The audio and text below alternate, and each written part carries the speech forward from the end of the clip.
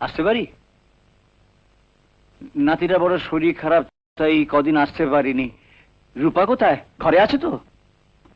যাই বসি গিয়ে, সময় তো এগিয়ে এলো। দাঁড়ান মাস্টারমশাই, আপনাকে আর কষ্ট করে ওপরে যেতে হবে না। রূপার জন্য আমরা অন্য মাস্টার ঠিক করেছি।